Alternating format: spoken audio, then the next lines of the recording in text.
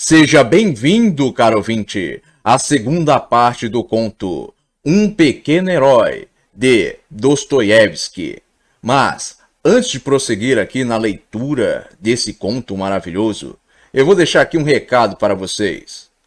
O conteúdo disponível aqui nesse canal é gratuito, mas se você quiser contribuir de forma voluntária com este canal, você poderá fazer isso através do Pix que estará presente na descrição desse vídeo. Agora, retornando aqui para a nossa leitura. Ademais, para esse triunfo contribuiu uma circunstância peculiar e bastante delicada. Ao menos a julgar pelo papel que desempenhou, ao mesmo tempo, o marido de Madame M. A traquinas estava decidida, devo acrescentar, para a satisfação de quase todos, ou ao menos para a satisfação de todos os jovens, a atacá-lo sem piedade, por vários motivos, certamente de grande importância, a seu ver. Ela dirigia contra ele, de todos os lados, um verdadeiro tiroteio de farpas, ou seja, de críticas, troças, ou seja, ridicularizações, zombarias e sarcasmos, dos mais avassaladores e escorregadios, dos mais pérfidos, ou seja, dos mais desleais, cerrados e lisos, desses que acertam direto no alvo e contra os quais não há como escapar por lado nenhum para se defender, e os quais apenas extenuam, ou seja, gastam, cansam a vítima em esforços infrutíferos, levando-a à fúria e ao mais cômico desespero. Não sei ao certo, mas parece que toda essa travessura fora premeditada e não improvisada. Esse duelo desesperado começara ainda antes do almoço. Digo desesperado porque Monsenhor M demorou para depor as armas, ou seja, demorou para render-se. Ele teve de recorrer a toda a sua presença de espírito, a toda a sua originalidade e a toda a sua escassa engenhosidade para não se ver reduzido a pó, aniquilado e coberto da mais inequívoca, ou seja, da mais irrefutável desonra. Tudo isso se desenrolava entre o riso incessante e incontrolável de todos os participantes e testemunhas da batalha. Ao menos esse dia não se pareceu em nada com o anterior.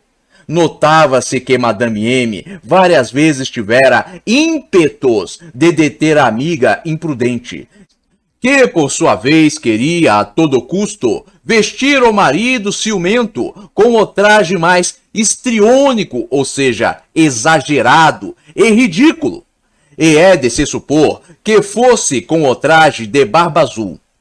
Caro ouvinte, Barba Azul é o personagem do conto de Charles Perrault, autor francês. Esse personagem era um terrível nobre que assassinava suas esposas.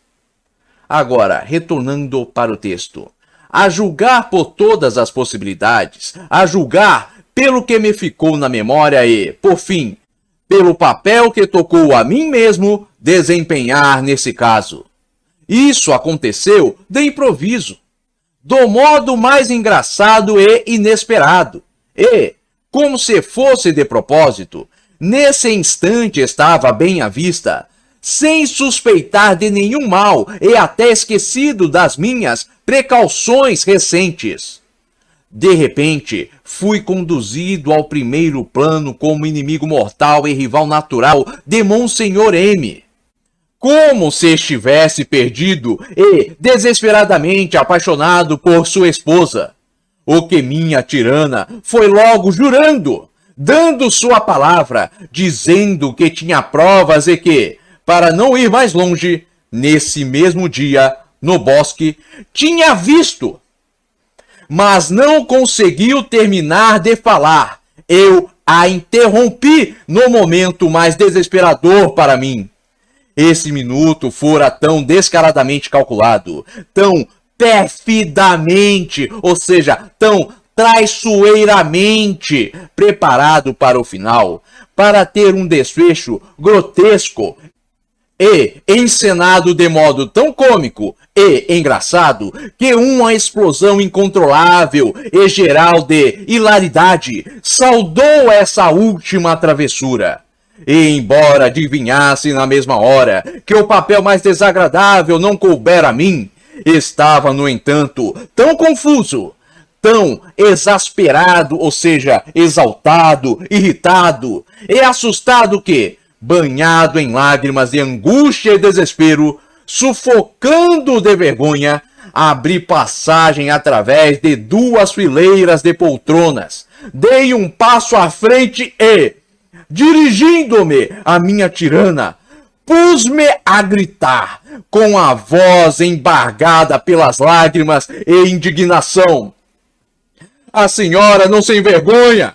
Em voz alta, diante de todas estas damas, de dizer uma mentira tão maldosa, como se fosse uma menininha, diante de todos esses homens. O que eles vão dizer? A senhora, tão adulta, casada. Mas não cheguei a terminar. Ressoou um aplauso ensurdecedor. Meu desabafo produziu verdadeiro furore.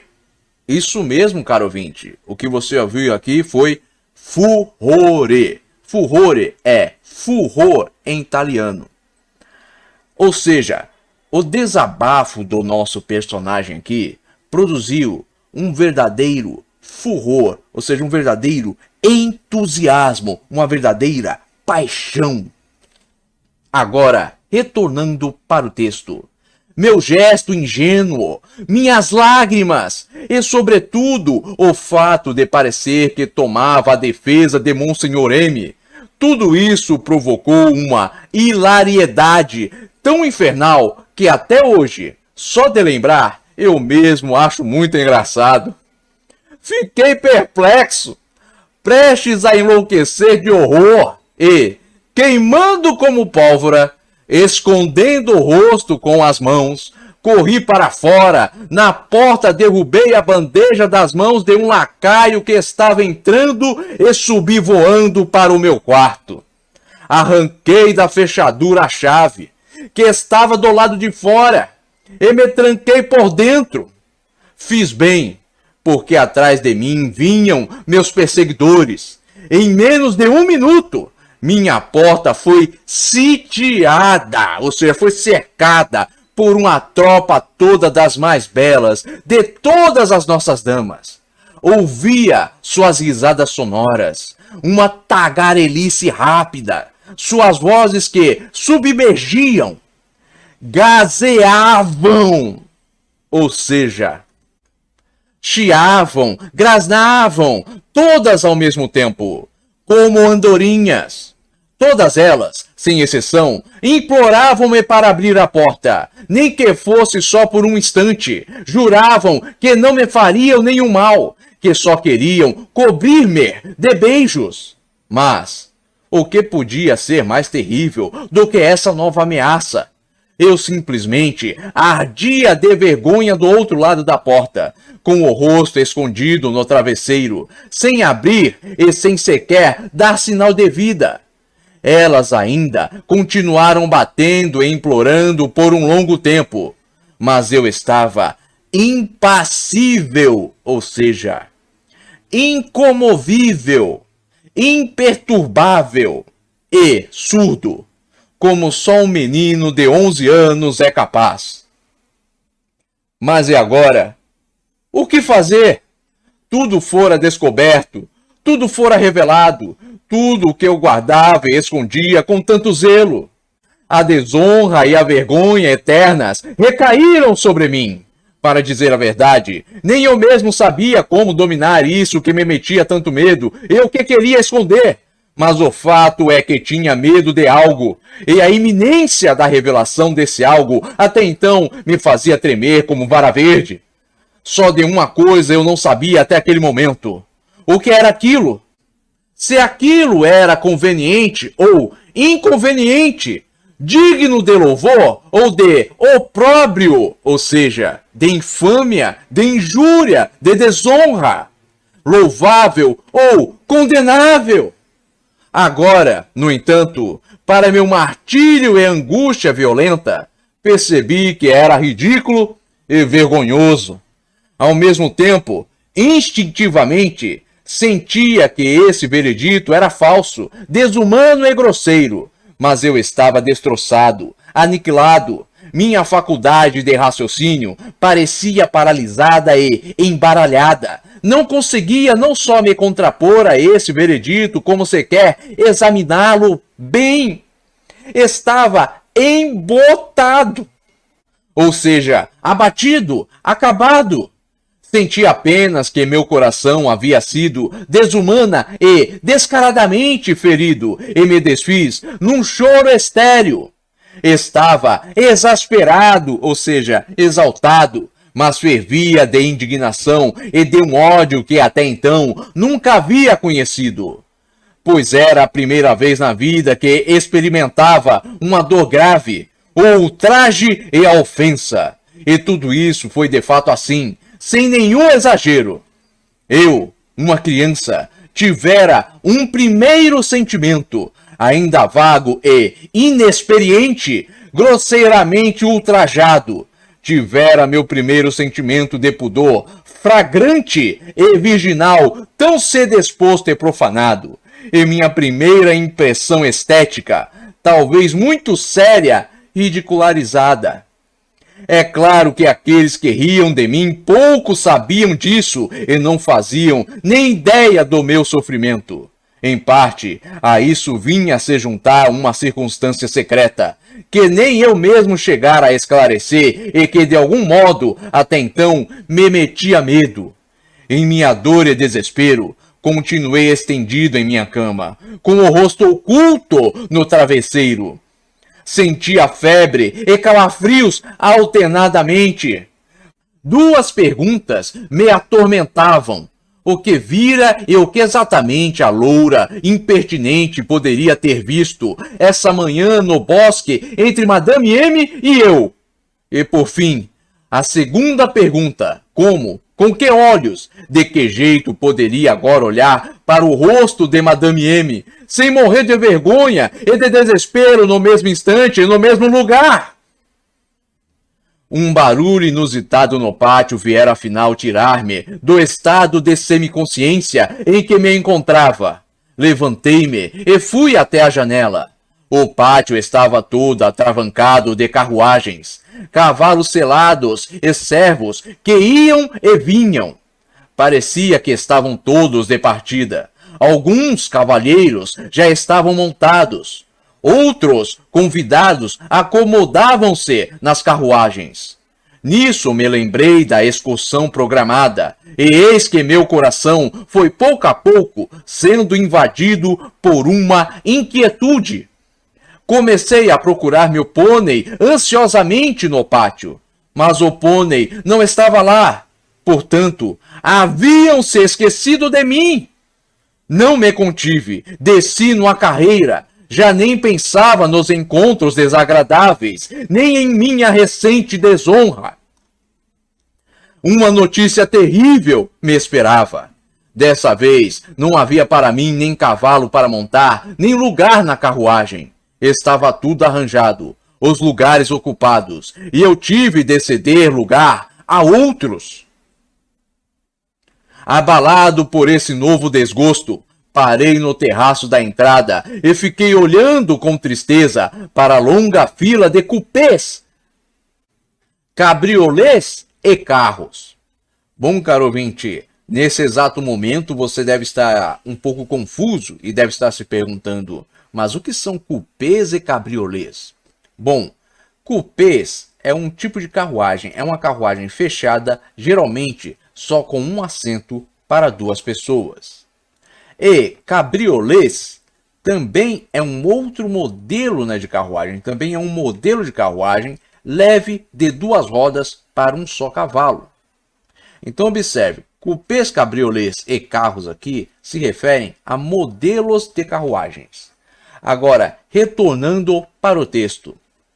Que não tinham sequer um pequeno cantinho para mim, e para as amazonas vestidas com elegância, cujos cavalos empinavam impacientes.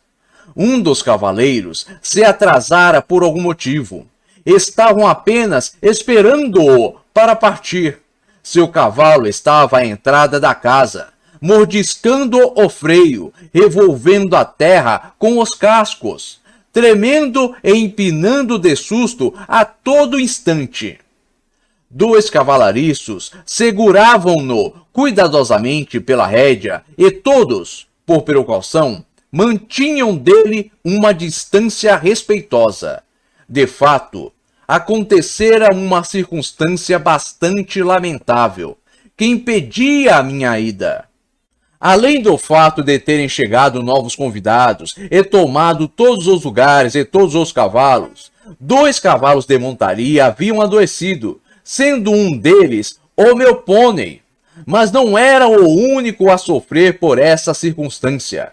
Revelou-se que para o nosso novo hóspede, aquele jovem pálido de quem já falei, também não havia cavalo.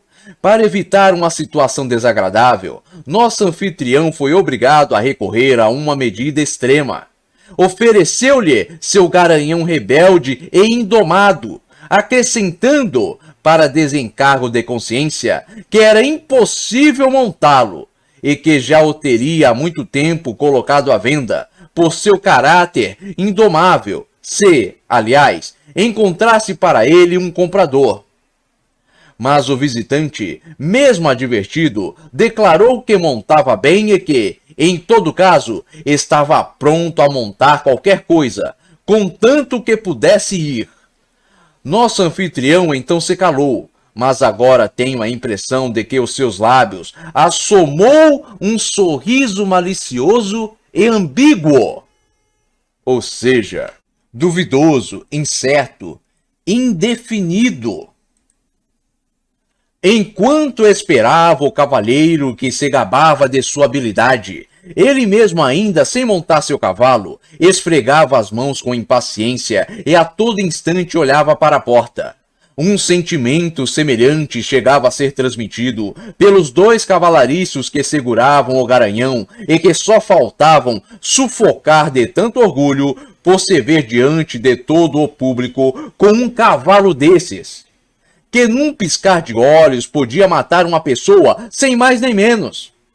Algo parecido com o sorriso malicioso de seu senhor se refletiu em seus olhos, arregalados de expectativa e fixos na porta, de onde devia aparecer o recém-chegado, valente. Por fim, até o próprio animal procedia como se também estivesse de acordo com o nosso anfitrião e os guias. Portava-se de modo orgulhoso e altivo, como se sentisse que era observado por algumas dezenas de olhares curiosos e se orgulhasse diante de todos de sua má reputação. Exatamente tal qual um pândego, ou seja, um brincalhão incorrigível, se orgulha de suas brincadeiras infames. Ele parecia desafiar o valentão que se atrevia a violar sua independência. Esse valentão, por fim, apareceu, envergonhado por se fazer esperar e puxando apressadamente as luvas. Seguia em frente, sem olhar. Desceu os degraus do terraço e só levantou os olhos ao estender a mão para agarrar na crina do cavalo cansado de esperar. Mas de súbito ficou desconcertado com sua empinada furiosa e com um grito de alerta dos espectadores assustados. O jovem retrocedeu e olhou perplexo para o cavalo selvagem, que tremia todo, como uma vara verde, bufava de raiva e revirava ferozmente os olhos, injetados de sangue, afundando-se a todo instante sobre as patas traseiras e erguendo as dianteiras, como se tivesse a intenção de se lançar ao ar e levar consigo seus 2 guias. Por um minuto, ele permaneceu completamente perplexo. Em seguida, ruborizando ligeiramente um pouco desconcertado, ergueu a vista, correu à sua volta e viu as damas apavoradas. O cavalo é muito bom, disse, como que para si mesmo, e a julgar pelo que vejo, deve ser muito agradável montá-lo. Mas, sabem de uma coisa? Não serei eu a montá-lo, concluiu ele, virando-se para o nosso anfitrião com seu sorriso cândido e largo. Ou seja, seu sorriso era puro, inocente e largo, que combinava tão bem com o seu rosto bondoso e inteligente. Mas, mesmo assim, considero-o um excelente cavaleiro, juro, respondeu com alegria o dono do cavalo inacessível, apertando calorosamente e até mesmo com gratidão a mão de seu convidado. Pelo simples fato de o senhor ter adivinhado desde o primeiro olhar com que espécie de animal está lidando, acrescentou com dignidade. Acredite ou não, eu, que por 23 anos servi nos Hussardos. Caro ouvinte, Hussardos era a unidade de cavalaria ligeira comum aqui no exército russo da época. Ela também era comum em outros exércitos, como o da Polônia, Hungria e vários outros países da Europa. Agora, retornando para o texto. Já tive o prazer de ir para o chão 3 vezes, graças a ele, quer dizer, exatamente tantas vezes quantas tentei montar esse Papajantares. Caro ouvinte, Papajantares aqui é uma expressão para designar, alguém que come às custas dos outros, um parasita. Ou seja, o dono do cavalo aqui, o dono do garanhão, está se referindo a ele como um parasita, como um Papajantares. Agora, retornando aqui para o texto. Tancred, meu amigo, não há ninguém aqui à sua altura. Pelo visto, seu cavaleiro deve ser algum Ilia Muromiedes. Observe aqui, caro ouvinte, Ilia Muromiedes é um herói do folclore russo. Agora, retornando para o texto, que agora há de permanecer para sempre em sua aldeia de Karatcharovo. Karatcharovo, caro ouvinte, é a aldeia onde vive esse herói do folclore russo, nas lendas russas, no folclore russo. Agora, retornando para o texto, esperando que lhe caiam os dentes. Pois bem, levem-no, chega de assustar as pessoas. Foi perda de tempo trazê-lo, gritou ele, esfregando as mãos satisfeito consigo mesmo. É preciso observar que Tancred não lhe proporcionava o mínimo de proveito, simplesmente não valia o que comia. Além disso, o velho Hussardo havia arruinado com ele toda a sua reputação de perito em remonta, ou seja, ele havia arruinado a reputação dele de perito em comprar animais para servir a uma tropa de cavalaria. Agora, retornando para o texto. Ao pagar um preço fabuloso pelo parasita imprestável, que ele adestrava talvez apenas por sua beleza. Contudo, estava agora exultante por Tancred não ter comprometido a sua dignidade, ter apeado, ou seja, ter suprimido, mais um cavaleiro e, com isso, adquirido para si novos e estúpidos louros. Como?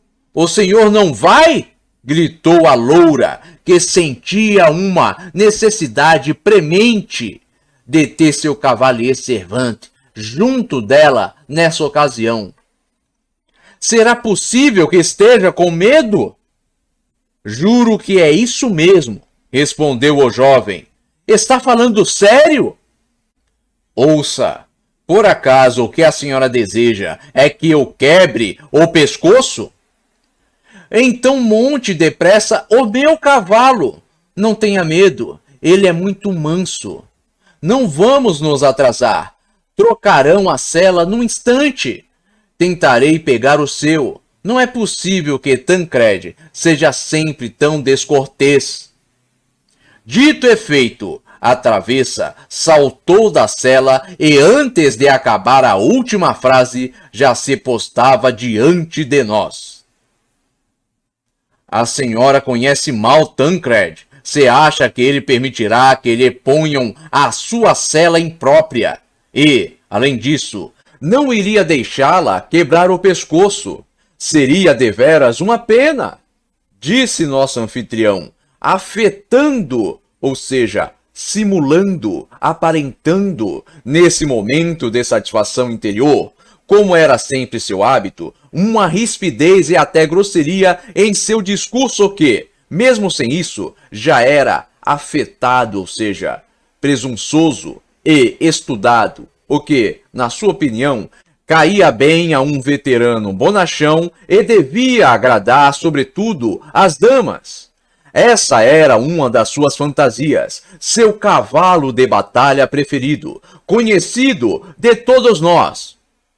Pois bem, e você, chorão, não quer tentar?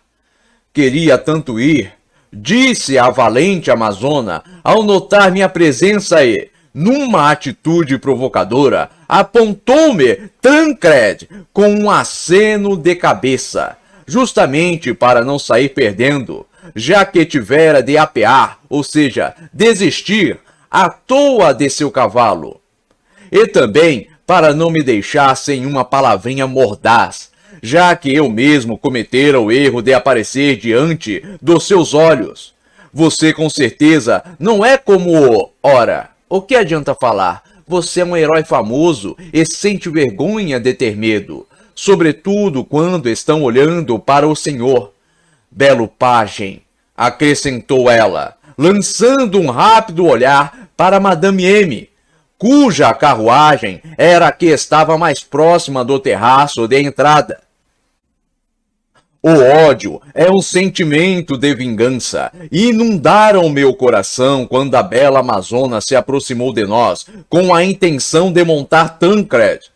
Mas não sou capaz de contar o que senti diante desse desafio inesperado da colegial. Foi como se me escurecesse a vista, quando fisguei seu olhar para Madame M. Num átimo, ou seja, num instante, acendeu-se uma ideia em minha mente.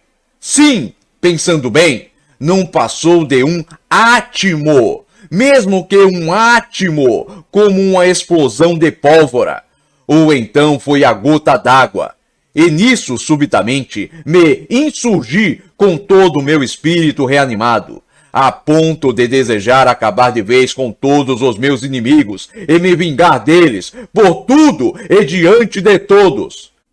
Mostrando então que tipo de pessoa era, ou, enfim, foi como se, por algum milagre, alguém me ensinasse nessa fração de segundo a história da Idade Média, da qual eu até então não sabia patavina, ou seja, coisa alguma.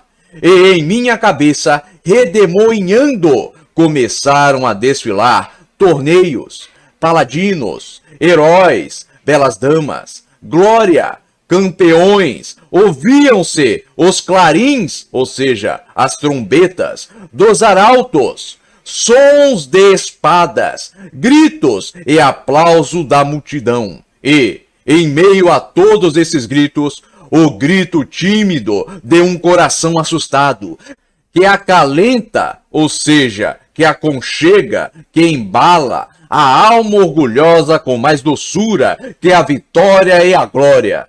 Já nem sei se essa bobagem toda aconteceu então em minha mente ou se, o que é mais razoável, ainda era apenas o pressentimento de uma bobagem futura e inevitável.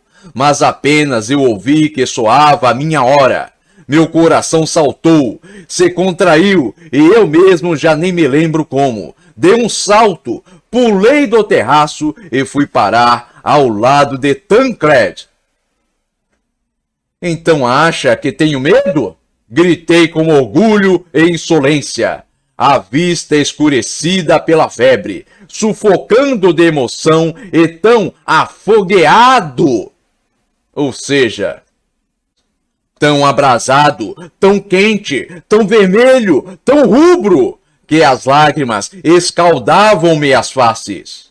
Pois, a dever, e, agarrando-me à crina de Tancred, pus o pé no estribo antes que tivessem tempo de fazer o menor movimento para deter-me. Mas nesse instante Tancred empinou, sacudiu a cabeça, escapou das mãos dos cavalariços, estupefatos, ou seja, perplexos, com um salto formidável e saiu voando como um furacão, em meio aos gritos e exclamações de todos.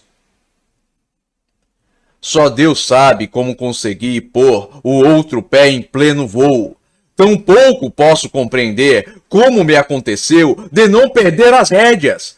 Tancred passou comigo pelo portão de grades. Virou-se bruscamente para a direita e continuou sua carreira ao longo da cerca a esmo, ou seja, sem rumo, sem atinar, ou seja, sem refletir, sem pensar, sem raciocinar, sem presumir o caminho. Só nesse instante ouvi atrás de mim o grito de 50 vozes. Esse grito ecoou em meu coração desfalecido com tal sentimento de satisfação e orgulho que nunca esquecerei nesse momento de insensatez da minha vida de criança. Todo o sangue se precipitou para minha cabeça. Deixou-me aturdido, ou seja, atordoado, desnorteado, tonto, e afogou, sufocou o meu medo. Estava fora de mim. Na verdade, pelo que me lembro agora, em tudo isso houve um quê de quase realmente cavalheiresco. Aliás, minha cavalaria toda começou e terminou em menos de um instante. Caso contrário, o cavaleiro teria se dado mal. E, além do mais, nem sei como me salvei. Sabia montar, haviam me ensinado, mas meu pônei parecia mais uma ovelha do que um cavalo de montaria. Sem dúvida, teria voado de Tancred se ele tivesse tido tempo de me jogar. Mas, depois de galopar uns 50 passos, ele de repente se assustou com uma enorme pedra que havia no caminho e recuou bruscamente. Virou-se num abrir e fechar de olhos, mas tão abruptamente, como se diz, irrefletidamente, que até hoje, para mim, é um enigma o fato de não ter rolado da sela como uma bolinha por umas 3 braças e me espatifado, e Tancred não ter torcido as patas com um giro tão brusco.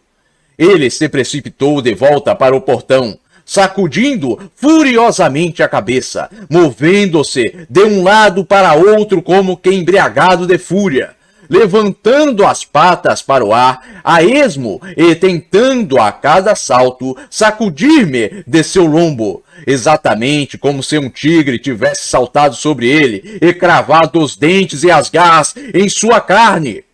Mais um instante e eu teria voado. Já estava caindo, mas alguns cavalheiros voaram em meu socorro. 2 deles interceptaram o caminho para o campo. Outros 2 chegaram tão perto a galope que por pouco não me esmagaram as pernas, ao apertar Tancred de ambos os lados com os flancos de seus cavalos, e ambos já o seguravam pela rédea. Poucos segundos depois, estávamos no terraço de entrada. Tiraram-me do cavalo, pálido, quase sem fôlego.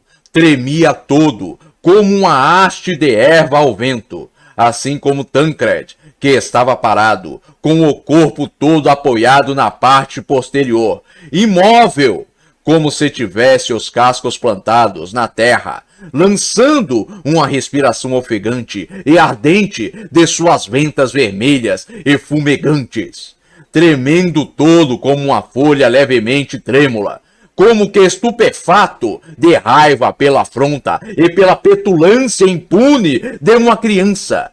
À minha volta ressoavam gritos de susto, assombro e agitação. Nesse momento, meu olhar errante cruzou com o de Madame M, alarmado e lívido, ou seja, descorado. E nunca poderia esquecer esse instante. Num átimo, meu rosto todo foi inundado de rubor. Corou e começou a arder como fogo.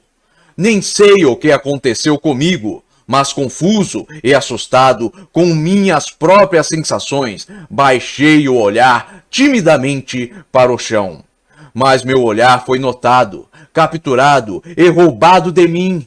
Todos os olhos se voltaram então para Madame M, que, apanhada de surpresa pela atenção geral, ela mesma, de súbito, também enrubesceu, como uma criança, movida por algum sentimento ingênuo e involuntário, e com um esforço, ainda que mal sucedido, tentou reprimir seu rubor com o riso.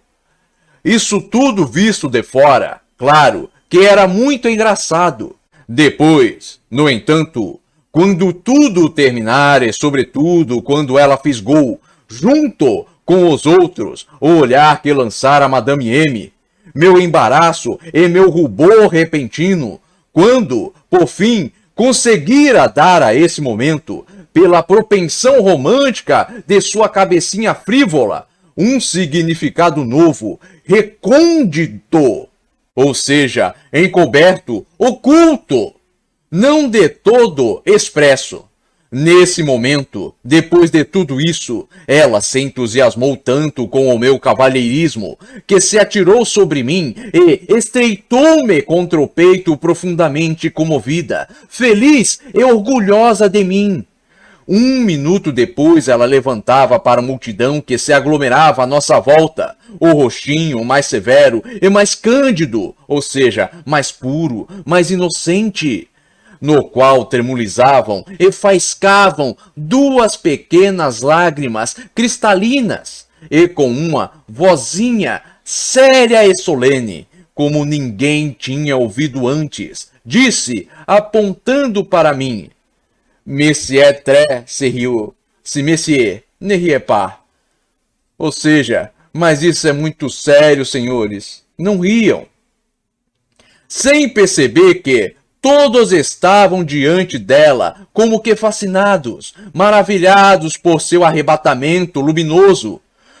Todo esse movimento rápido e inesperado, esse rostinho sério, essa ingenuidade simplória, as lágrimas sinceras até então insuspeitadas, que se juntavam em seus olhinhos sempre sorridentes, eram nela um milagre tão surpreendentemente inesperado, que todos que estavam diante dele ficaram como que eletrizados por seu olhar, por suas palavras e seus gestos rápidos e ardentes. Parecia que ninguém conseguia tirar os olhos dela, por medo de perder esse momento raro em seu rosto arrebatado. Até nosso anfitrião ficou rubro como uma tulipa, e houve quem assegurasse tê-lo ouvido mais tarde reconhecer que, para sua vergonha, estivera quase um minuto inteiro apaixonado por sua formosa convidada. Bem, é claro que depois disso tudo, eu era um cavaleiro, um herói. Desloges e Taugenburg. Caro ouvinte, Desloges é um personagem, um herói de uma balada de Friedrich Schiller, poeta alemão do século XVIII. Desloges é o personagem do poema A Luva desse poeta alemão, e Taugenburg é o personagem da balada O Cavaleiro Taugenburg, do mesmo poeta. Agora, retornando para o texto. Ressoou ao meu redor. Ouviram-se aplausos. Vejam só a nova geração, acrescentou o anfitrião. Mas ele terá de ir conosco sem falta, gritou a beldade. Devemos encontrar um lugar para ele e o encontraremos. Ele se sentará ao meu lado, em meu colo. Ou não, me equivoquei. Corrigiu-se ela. soltando uma gargalhada, incapaz de conter o riso ao se lembrar de nosso primeiro encontro. Mas, ao rir, afagava-me a mão com ternura, fazendo tudo o que podia me confortar, para que não me ofendesse. Claro, claro, confirmaram várias vozes. Ele tem de ir. Ele conquistou o seu lugar. E num piscar de olhos, o assunto foi resolvido. A mesma solteirona que me apresentara a loura foi logo assediada com súplicas de todos os jovens a permanecer em casa e ceder-me o seu lugar, com o que foi obrigada a consentir. Para seu imenso desgosto, sorrindo e resmungando furtivamente de raiva, sua protetora, junto da qual pairava minha antiga inimiga e amiga recente, gritou-lhe, já galopando em seu fogoso cavalo e rindo como uma criança, que a invejava e que ela mesma ficaria com ela de bom grado, pois logo começaria a chover e todos ficariam ensopados. E ela, com efeito, prognosticou, ou seja, predisse, previu a chuva. 1 hora depois começou a cair uma chuva torrencial, que acabou com o nosso passeio. Tocou-nos esperar por várias horas seguidas em isbas, ou seja, ficaram horas seguidas esperando a chuva passar em um casebre de madeira. Isbas, caro ouvinte, eram casebres de madeira, em geral habitados por camponeses na Rússia da época. Agora, retornando para o texto. Em isbas da aldeia e voltar para casa já por volta das 10 horas, sob o tempo úmido que se seguiu à chuva. Comecei a me sentir um pouco febril, no exato momento em que era preciso montar para voltar. Madame M veio até mim e se surpreendeu por eu estar vestindo apenas uma jaquetinha e ter o pescoço descoberto. Respondi-lhe que não tivera tempo de trazer a capa comigo. Ela pegou um alfinete e, depois de prender um pouco mais alto o colarinho franzido da minha camisa, tirou do próprio pescoço um lencinho de gaze escarlate e envolveu o meu, para que eu não resfriasse a garganta. Foi tão rápida que nem tive tempo de agradecê-la. Mas quando chegamos em casa, eu a encontrei numa saleta com a loura e o jovem pálido que nesse dia tinha ganho a fama de cavaleiro pelo fato de ter tido medo de montar Tancred. Aproximei-me para agradecer e devolver o lenço. Mas aí, depois de todas as minhas aventuras, senti-me como que envergonhado por algum motivo. Minha vontade era de subir o quanto antes e lá, na ociosidade, pensar e refletir sobre algo. Sentia-me transbordando de impressões. Ao lhe devolver o lenço, como de costume, corei até as orelhas. Aposto que gostaria de ficar com o lenço, disse o jovem, pondo-se a rir. Dá para ver pelos olhos que está com pena de se separar de seu lenço. É isso mesmo, concordou a loura. Vejam só, hein? Disse ela, aparentando aborrecimento e inclinando a cabeça, mas deteve-se a tempo diante do olhar sério de Madame M, que não queria levar a brincadeira adiante. Afastei-me rapidamente. Mas que menino, disse a colegial, alcançando-me no outro cômodo e pegando-me amigavelmente pelas duas mãos. Pois, simplesmente, não devia ter devolvido o lenço se queria tanto ficar com ele. Era só dizer que o havia colocado em algum lugar e assunto encerrado. Mas que menino, nem isso conseguiu fazer? Que bobo! E nisso, deu-me um tapinha no queixo com o dedo e se pôs a rir por eu ter ficado corado como uma papoula. Pois agora sou sua amiga, não é assim? Acabou nossa inimizade, não é? Sim ou não? Pus-me a rir e, sem dizer nada, apertei-lhe os dedinhos. Bem, pois aí está. Por que está tão pálido e tremendo? Está com calafrios? Sim, não me sinto bem. Ah, pobrezinho, está assim por causa das emoções fortes. Sabe de uma coisa? É melhor ir dormir sem esperar pelo jantar, e em uma noite há de passar. Vamos! Ela me conduziu para cima. Os cuidados comigo pareciam não ter fim. Deixando-me para que mudasse de roupa, desceu correndo as escadas atrás de um pouco de chá e veio pessoalmente trazê-lo quando já estava deitado. Trouxe-me também um cobertor quente. Fiquei muito admirado e comovido com todo esse cuidado e atenção para comigo. Ou talvez já estivesse com essa predisposição pelo dia todo, pelo passeio e pela febre. Mas, ao me despedir dela, dei-lhe um abraço apertado e caloroso, como se fosse minha amiga mais querida e mais próxima. E nisso todas as impressões afluíram-me, ou seja, convergiram-me de uma só vez ao coração. Estava prestes a chorar. Estreitei-me contra seu peito. Ela percebeu minha impressionabilidade. E me parece que a minha própria traquinas também estava um pouco comovida. Você é um menino muito bom, sussurrou ela, olhando-me com uns olhinhos tranquilos. Então, por favor, não fique bravo comigo, está bem? Não ficará? Em suma, tornamo-nos os mais afetuosos e fiéis dos amigos. Era ainda bem cedo quando acordei, mas o sol já inundava o quarto todo com uma luz radiante.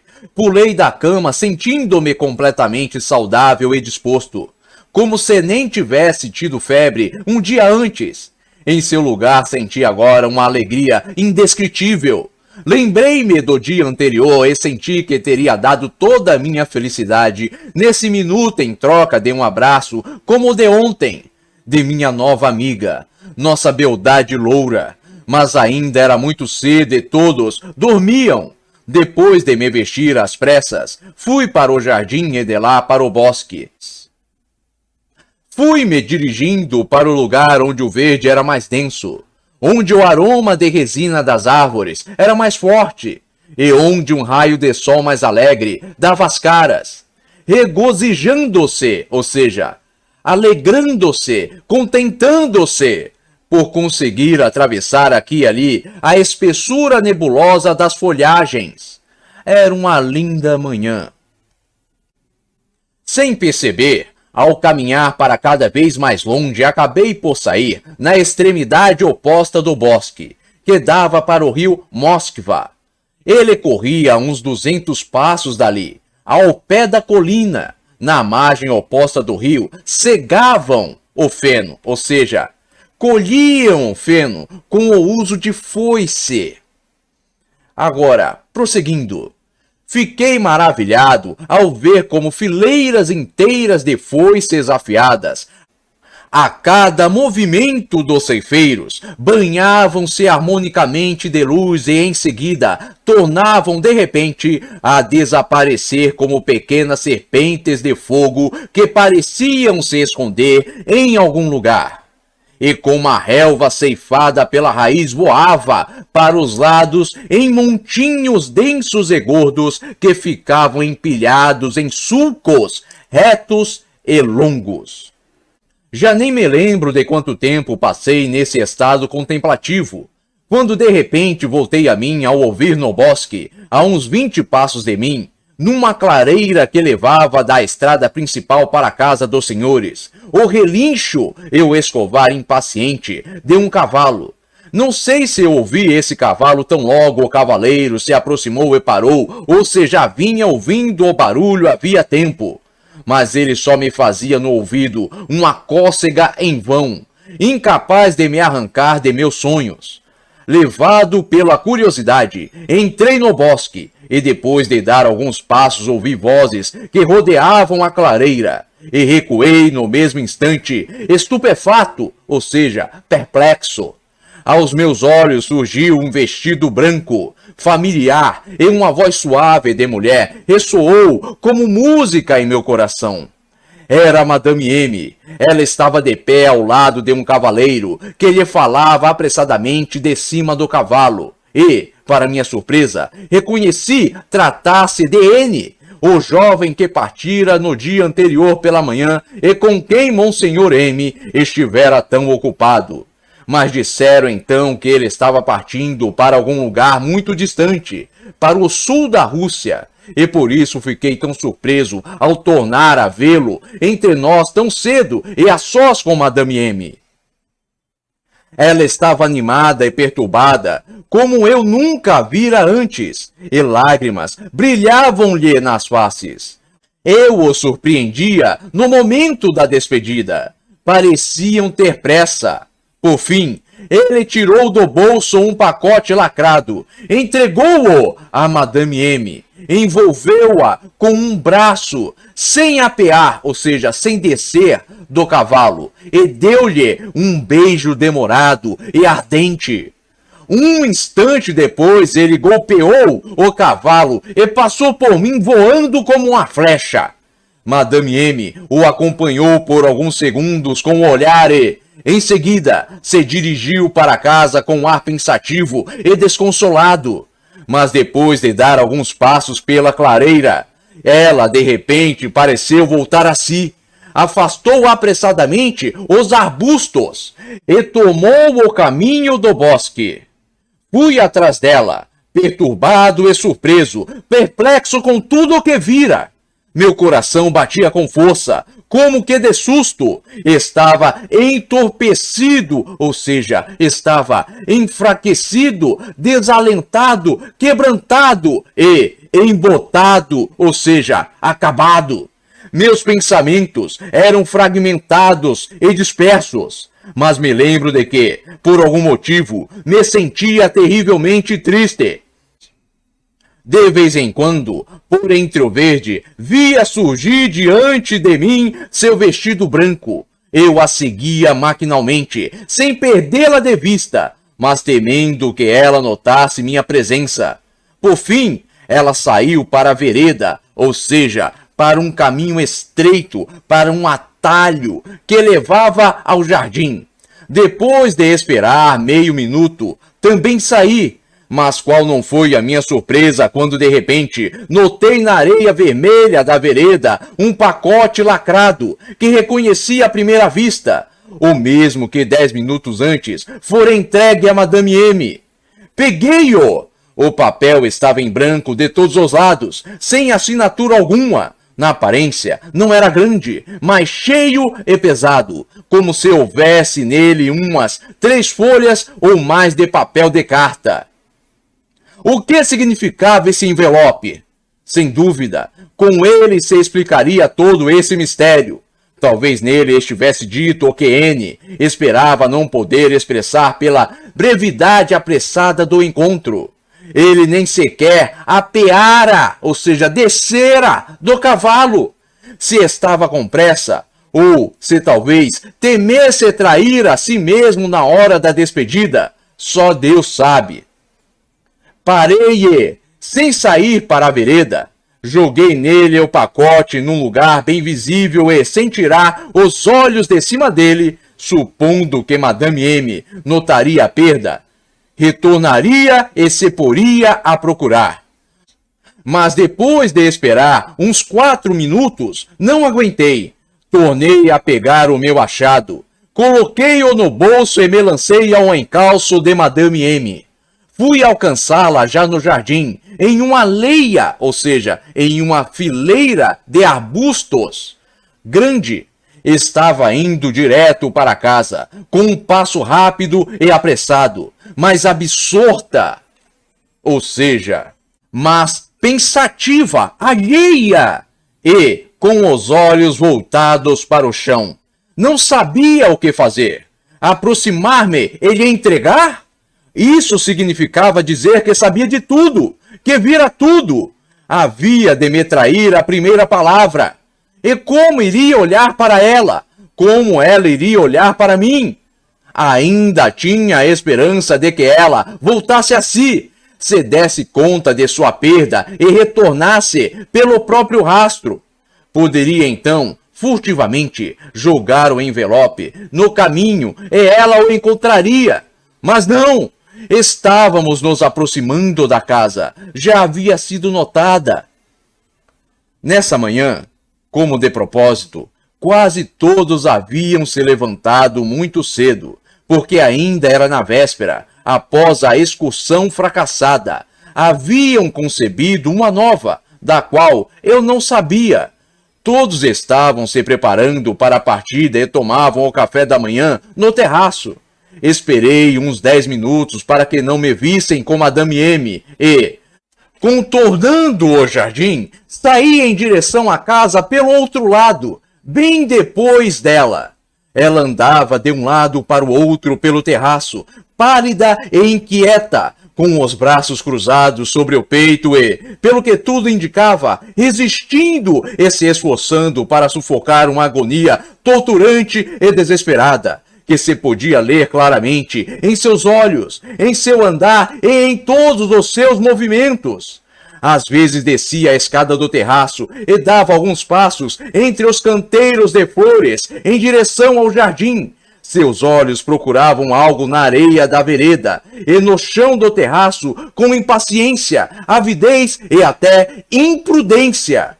Não havia dúvida. Ela se dera conta de sua perda e, pelo jeito, achava que deixara o pacote cair em algum lugar por ali, perto da casa. Sim, era isso. Ela estava certa disso.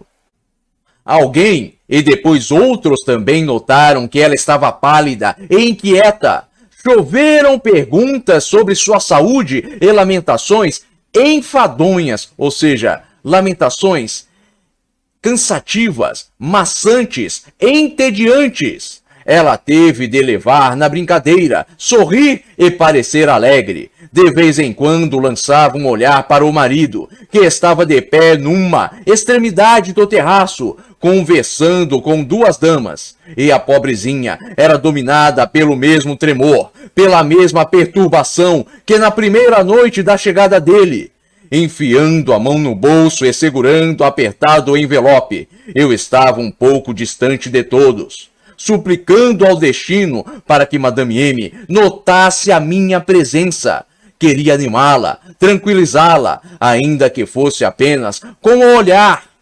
Dizer-lhe algo apressado e furtivamente. Mas quando ela por acaso olhou para mim, estremeci e baixei os olhos. Vi a sua aflição e não estava enganado.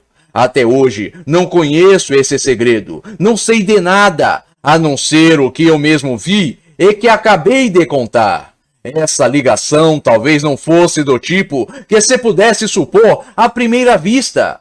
Talvez aquele beijo fosse de despedida. Talvez tenha sido o último, como uma recompensa dedicada ao sacrifício que lhe era rendida em nome de sua tranquilidade e honra. N partira, ele a deixara, talvez para sempre. Por fim, até essa carta que eu tinha nas mãos, quem pode saber o que continha? Como julgar e a quem condenar? E, no entanto, disso não há dúvida, a súbita revelação de seu segredo teria sido um golpe terrível e fulminante em sua vida. Ainda me lembro de seu rosto naquele momento. Seria impossível sofrer mais. Sentir, saber, ter certeza, esperar como a uma execução que em um quarto de hora, talvez em um minuto, tudo podia ser descoberto. O pacote seria encontrado por alguém, pego, estava sem assinatura, poderiam abri-lo e, então, o que aconteceria? Que execução poderia ser pior do que aquela que a esperava? Ela andava entre seus futuros juízes. Em um minuto, seus rostos sorridentes e lisonjeiros se tornariam ameaçadores e implacáveis. Leria escárnio, fúria e um desprezo glacial nesses rostos, e depois cairia uma noite eterna e sem aurora em sua vida. É verdade que na época não entendia isso tudo do mesmo modo que percebo agora. Só podia suspeitar, pressentir e condoer-me por um perigo do qual sequer tinha plena consciência. Mas no que quer que consistisse seu segredo, muito fora espiado, se é que algo precisava ser espiado, por aqueles momentos de aflição de que fui testemunha e que jamais esquecerei. Mas eis que se ouviu uma alegre convocação para a partida. Todos se puseram em movimento com alegria. De todos os lados se ouviam risadas e conversas animadas. Em 2 minutos, o terraço ficou deserto. Madame M desistiu do passeio e acabou por confessar que não se sentia bem. Mas, graças a Deus, todos se foram, todos se apressaram.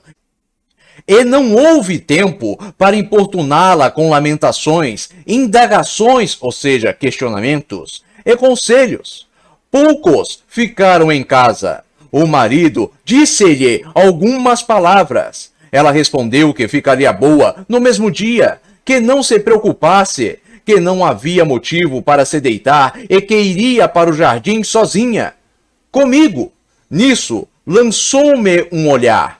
Nada poderia ser mais propício, ou seja, mais favorável. Cheguei a corar de alegria. 1 minuto depois, estávamos a caminho.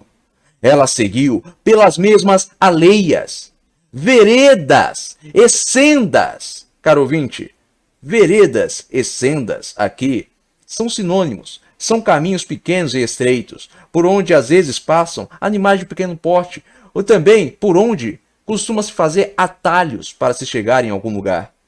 Agora, retornando para o texto, pelas quais voltara havia pouco do bosque, recordando-se instintivamente do caminho que fizera antes, olhando fixamente à sua frente, sem desviar os olhos do chão, procurando nele, sem fazer caso de mim, talvez esquecida de que eu estava indo com ela. Mas quando estávamos quase chegando ao lugar onde pegar a carta e onde terminava a senda, Madame M, de repente, se deteve e, com uma voz débil e apagada de tristeza, disse que havia piorado e que voltaria para casa. Mas, ao chegar à cerca do jardim, tornou a se deter e refletiu por 1 minuto. Um sorriso de desespero aflorou-lhe aos lábios e, completamente esgotada, extenuada, ou seja, debilitada, e decidida a tudo, resignada a tudo, ou seja, conformada a tudo, voltou a tomar em silêncio o primeiro caminho, e dessa vez, esquecendo-se até de me avisar. Eu me dilacerava de angústia e não sabia o que fazer.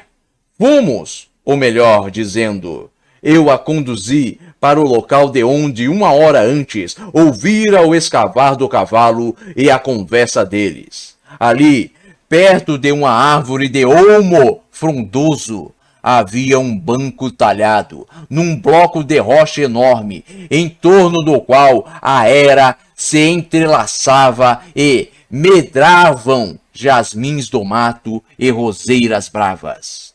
Ou seja, onde cresciam jasmins do mato e roseiras bravas. Esse bosquete todo estava salpicado de pontezinhas, caramanchões, grutas e surpresas como essas.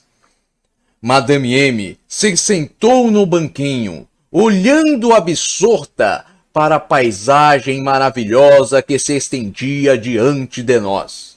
1 minuto depois, ela abriu um livro, cravou nele os olhos, impassível, sem folhear as páginas, sem ler e quase sem se dar conta do que fazia.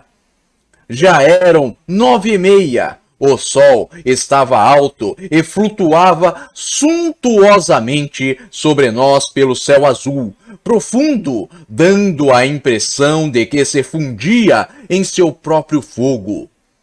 Os ceifeiros já iam longe, mal dava para vê-los da nossa margem. Os sulcos, ou seja, as rachaduras, as ranhuras, as depressões deixadas na terra pelo arado intermináveis da relva recém-ceifada, insistiam em rastejar atrás deles. E, de vez em quando, uma brisa que se agitava levemente soprava um vapor perfumado em nossa direção. Em volta soava o concerto incessante daquelas que não semeiam nem colhem. Aqui, caro ouvinte, Dostoiévski faz uma alusão às palavras do Evangelho de Mateus, capítulo 6, versículo 26. Olhai as aves do céu, não semeiam, nem colhem, nem ajuntam em celeiros. Agora, retornando para o texto. Mas são insubordinadas como o ar que cortam com suas asas velozes. Parecia que, naquele instante, cada florzinha, até a última folhinha de erva, destilando o aroma do sacrifício, dizia ao seu Criador: Pai, sou bem-aventurada e feliz. Olhei para a pobre mulher, que era a única criatura a parecer morta em meio a toda aquela vida alegre. Tinha suspensas no cílio 2 grossas lágrimas imóveis, que a dor aguda lhe arrancara do coração. Estava em minhas mãos reanimar e tornar feliz aquele pobre coração desfalecido. Só não sabia como começar a fazê-lo, como dar o primeiro passo. Estava agoniado. 100 de vezes tive o ímpeto de ir até ela, e a cada vez o rosto ardia-me como fogo. De repente, uma brilhante ideia veio-me à mente. Havia encontrado um meio. Renasci. Quer que lhe traga um buquê? Disse com uma voz tão alegre que Madame M. ergueu de repente a cabeça e olhou-me fixamente. Traga, disse ela afinal, com a voz fraca, um sorriso quase imperceptível, e ao mesmo instante tornou a baixar os olhos para o livro. Senão, é possível que venham a ceifar a relva aqui também, e não haverá flores. Gritei-lhe, pondo-me alegremente a caminho. Não tardei a colher meu buquê, simples e modesto. Teria sido uma vergonha levá-lo para dentro de casa, mas com que alegria batia meu coração ao juntar as flores e atá-las. A rosa brava e o jasmim do mato colhi naquele mesmo lugar. Sabia que por perto dali havia um campo de centeio em maturação. Corri para lá atrás de centáureas. Perceba, caro ouvinte, que Dostoiévski não escolheu aqui a centáurea à toa. A centáurea é um símbolo de delicadeza e de amor verdadeiro dos filhos pelas mães. Agora, retornando para o texto. Misturei-as com umas espigas compridas de centeio, escolhendo as mais douradas e viçosas.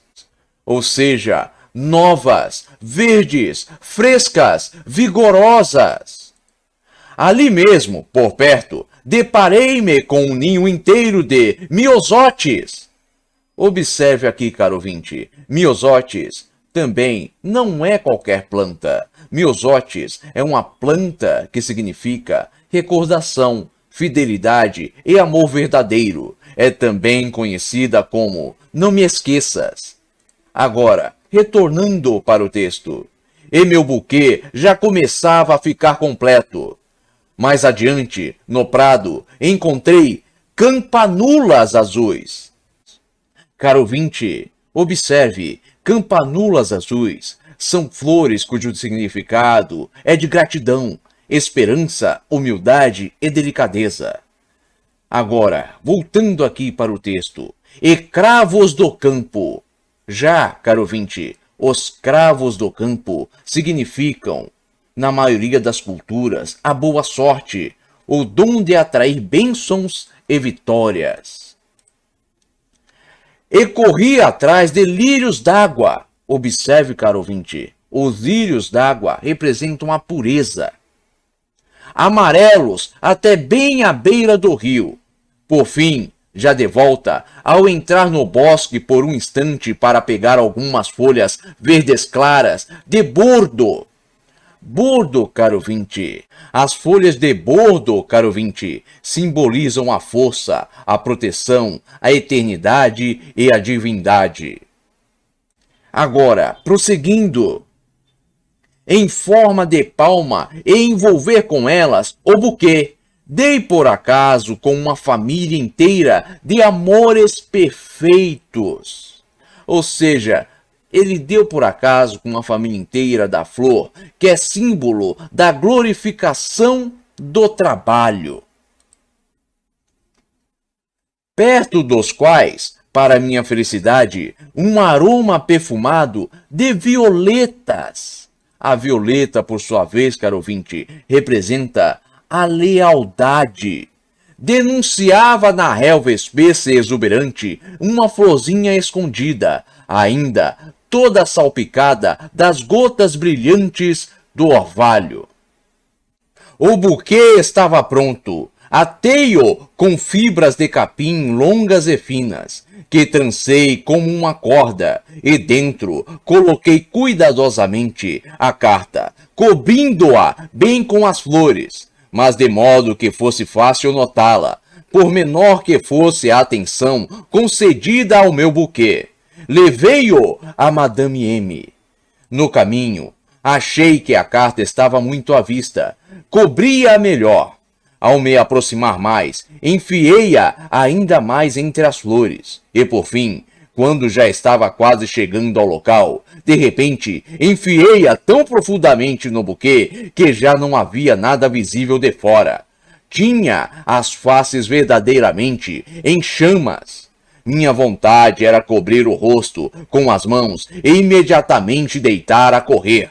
Mas ela olhou para as minhas flores como se tivesse esquecido completamente que eu fora colhê-las.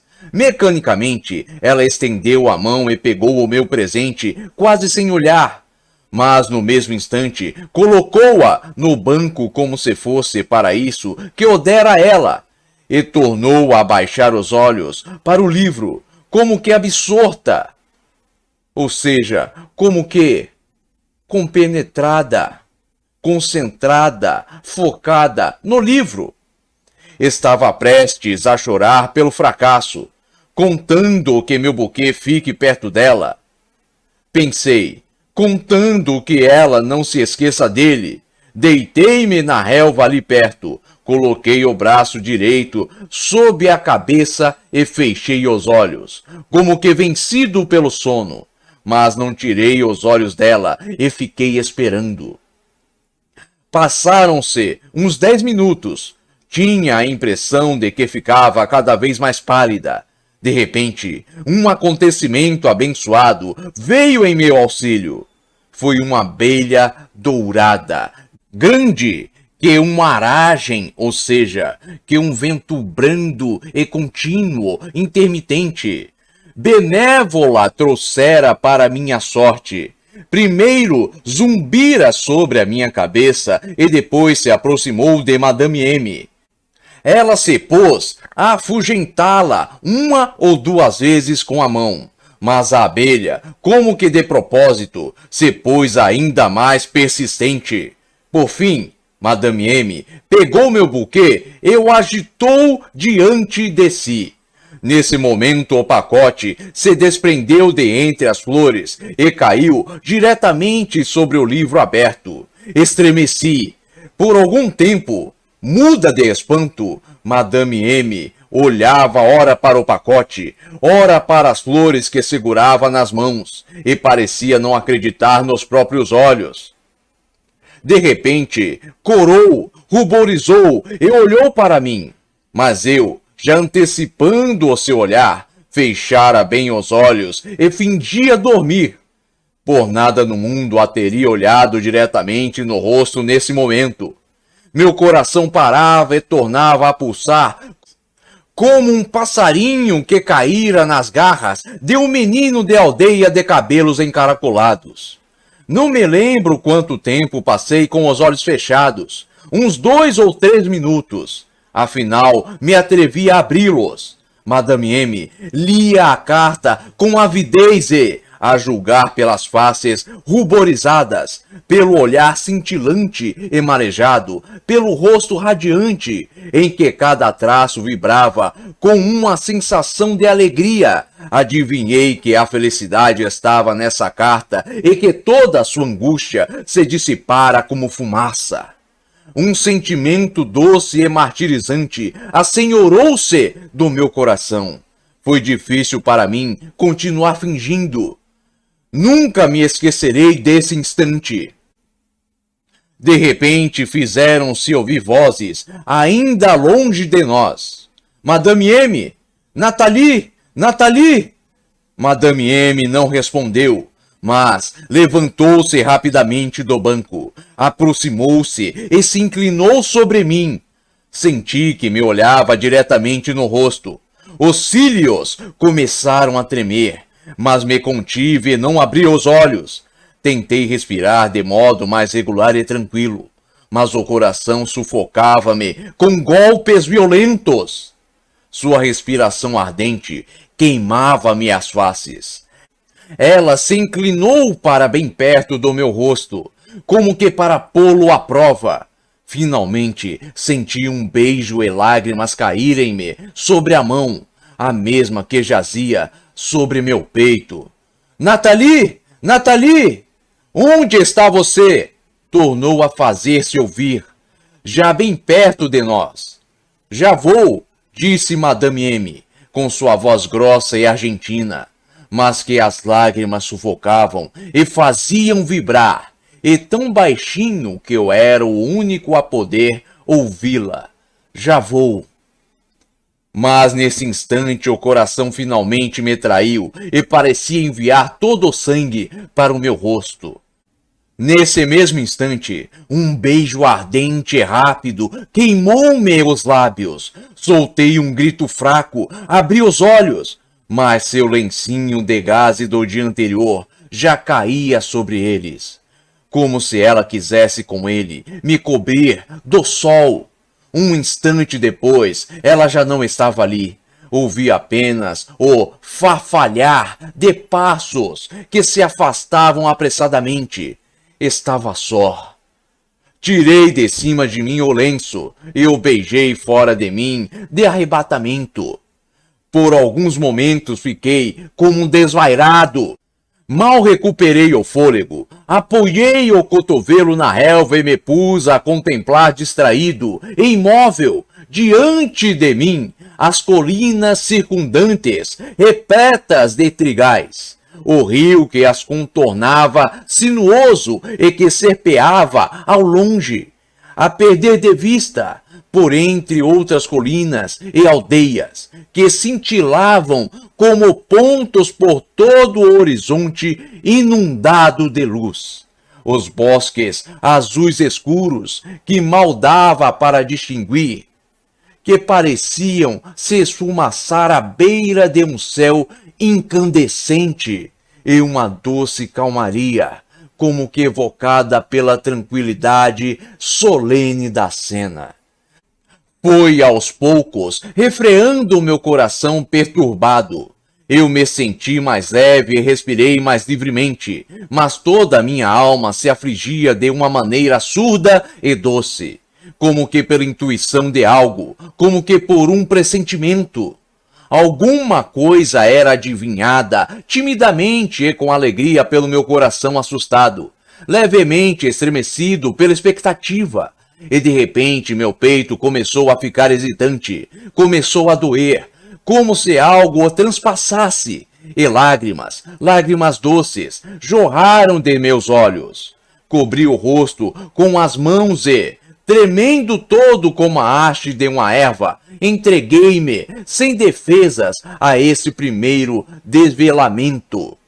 Ou seja, esse primeiro descobrimento e revelação do coração, a minha primeira intuição ainda vaga da minha natureza.